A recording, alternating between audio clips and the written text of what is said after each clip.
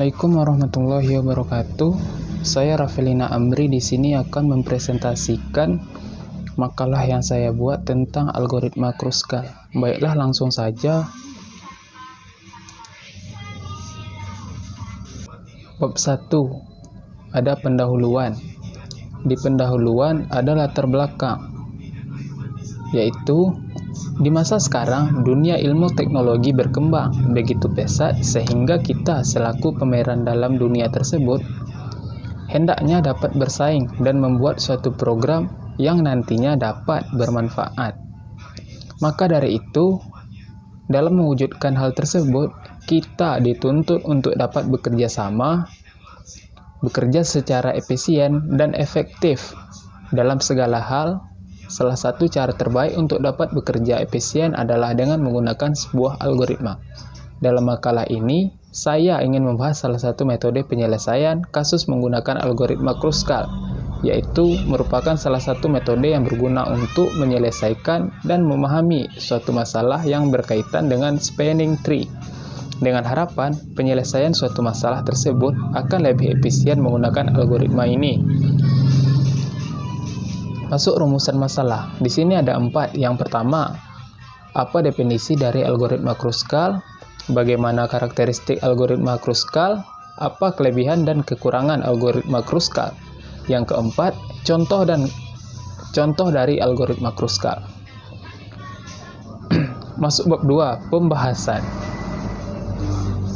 Di sini ada definisi algoritma Kruskal. Algoritma Kruskal adalah sebuah algoritma dalam teori graf yang mencari suatu minimum spanning tree untuk sebuah graf berbobot yang terhubung. Ini berarti menemukan subset dari tepi yang membentuk sebuah pohon yang mencangkup setiap titik di mana berat total dari semua tepi di atas pohon diminimalkan. Jika grafik tidak terhubung, maka menemukan hutan rentang minimum atau pohon rentang minimum untuk setiap komponen terhubung. Algoritma Kruskal juga tergolong algoritma greedy dalam teori graf yang terhubung yang digunakan untuk mencari minimum spanning tree. Algoritma ini pertama kali muncul pada tahun 1959 dalam sebuah tulisan yang ditulis oleh Joseph Kruskal. Algoritma Kruskal adalah contoh dari algoritma rakus. Algoritma ini pertama kali muncul dalam Proceedings American Mathematical Society Hall 1956. Dasar pembentukan algoritma Kruskal berasal dari analog growing forest. Growing forest maksudnya adalah untuk membentuk pohon merentang minimum. T dari graf G adalah dengan cara mengambil satu persatu sisi dari graf G dan memasukkannya ke dalam pohon yang telah terbentuk. Sebelumnya, seiring dengan berjalannya iterasi untuk setiap sisi, maka forest akan memiliki pohon yang semakin sedikit. Oleh sebab itu, maka analog ini disebut dengan growing forest. Algoritma Kruskal akan terus menambahkan sisi-sisi ke dalam hutan yang sesuai dengan akhirnya tidak akan ada lagi forest melainkan hanyalah sebuah pohon yang merentang minimum.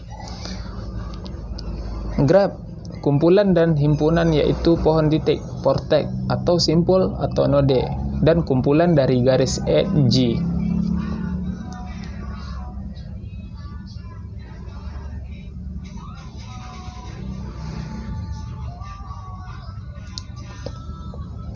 Lanjut, tree. Tree itu tree graf tak berarah yang terhubung dan tidak mengandung sirkuit. Sirkuit sama dengan simpul awal. Sirkuit adalah simpul awal sama dengan simpul akhir. Jadi tree adalah graf tak berarah yang terhubung dan tidak mengandung sirkuit. Di sini sirkuit itu sama dengan simpul awal dengan simpul akhirnya itu sama.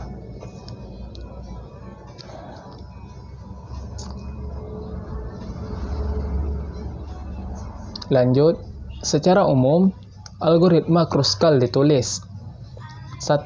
T masih kosong. 2. Pilih sisi IJ dengan bobot minimum. 3. Pilih sisi IJ dengan bobot minimum berikutnya yang tidak membentuk cycle di T. Tambahkan IJ ke T. 4. Ulangi langkah 3 sebanyak N 2 kali. 5. Total langkah N 1 kali.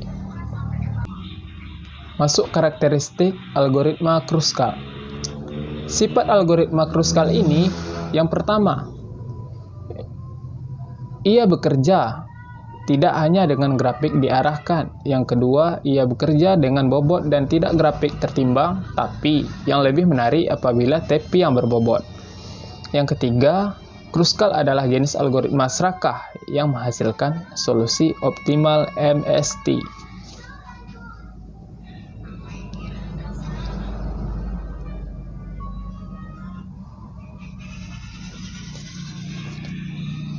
Langkah algoritma Kruskal.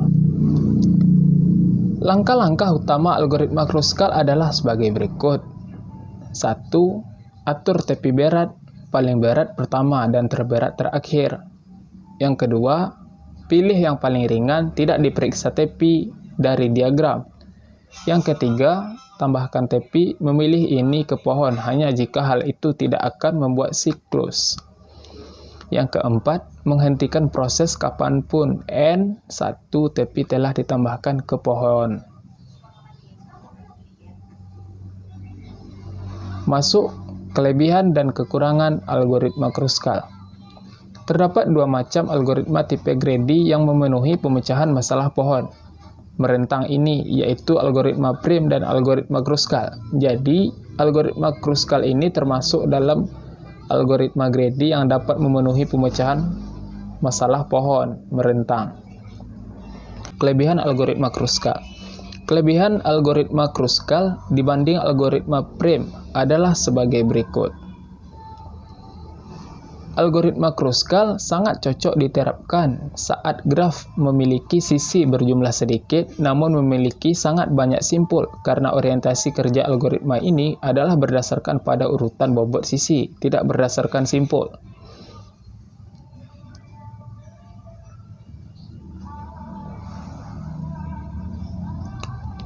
Lanjut yang B, kekurangan algoritma Kruskal. Beberapa hal yang menjadi kekurangan algoritma Kruskal dibandingkan algoritma Prim. Kurang cocok digunakan saat graf lengkap atau yang mendekati lengkap, di mana setiap simpul terhubungkan dengan semua simpul yang lain. Karena algoritma Kruskal menitik beratkan pada pencarian sisi, di mana sisi-sisi tersebut harus diurutkan dan ini memakan waktu yang tidak sedikit. Contoh penyelesaian dengan algoritma Kruskal. Jadi di sini contohnya seperti yang kita lihat pada gambar. Di sini ada sebuah graf yang berbobot. Ada A, B, C, D, E, F, G. Jadi di sini semua simpul A, B, C, D, E, F, G tersebut terhubung dengan memenuhi jarak-jarak tersebut. Contohnya jarak A ke B terdapat 6. Jarak B ke D ada 9, jarak D ke A ada 7. Dan lanjut, untuk kita dapat melihat tabel daftar nilai urut graf yang dari tabel ini terhubung dengan dari gambar tersebut. Ada daftar urut nilai graf dari sisi terbesar sampai terkecil. Jadi di sini sudah diurutkan dari sisi terbesar sampai ke terkecilnya sesuai dengan gambar yang kita lihat tadi. Di sini ada bobot. Bobotnya ada 15, itu berada pada ruas DE.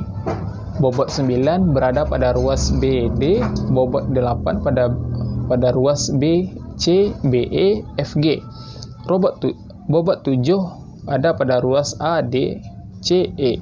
Bobot 6 ada pada AB, EG. Bobot 5 ada pada ruas DF.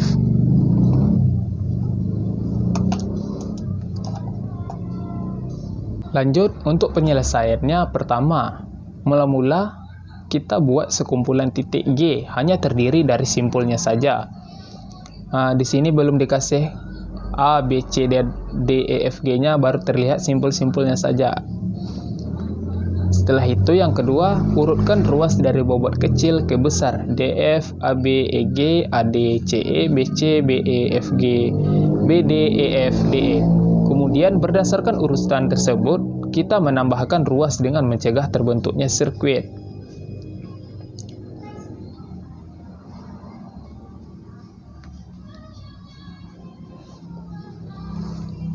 Sini ada gambar A, gambar B.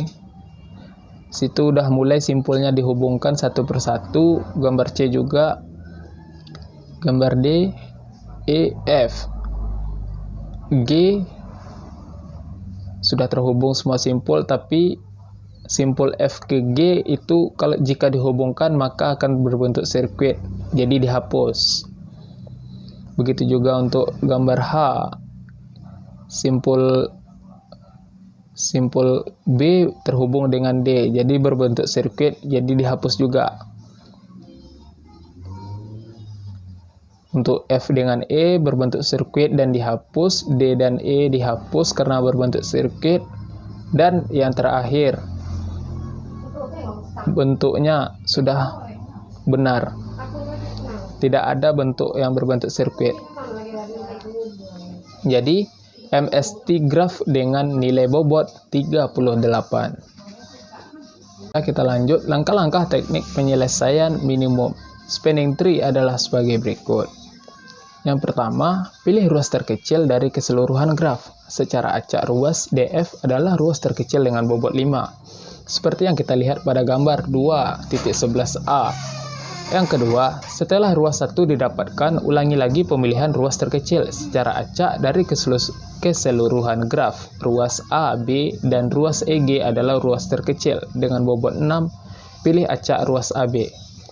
Seperti yang kita lihat pada gambar 2.11b.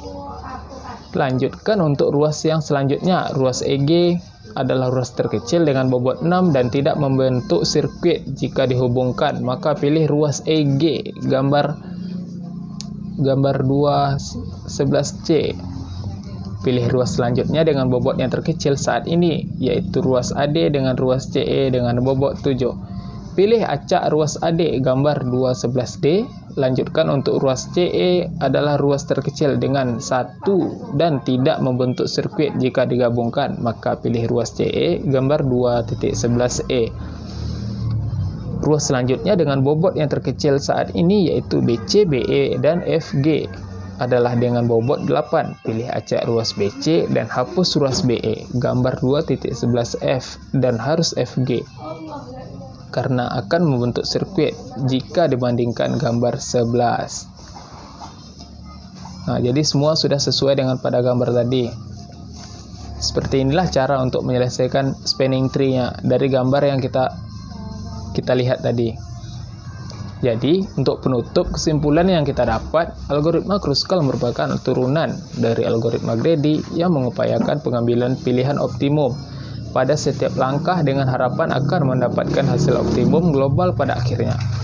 Algoritma Kruskal menitik beratkan pemilihan sisi berdasarkan urutan bobotnya, dan karena lebih dahulu harus mengurutkan sisi berdasarkan bobotnya. Algoritma ini lebih cocok dengan pohon dengan jumlah simpul sedikit, kurang disarankan untuk pohon dengan jumlah simpul yang banyak. Jadi sampai di sini presentasi makalah tentang algoritma Kruskal yang dapat saya sampaikan. Mohon dan maaf, jika ada kesalahan saya mohon maaf. Assalamualaikum warahmatullahi wabarakatuh.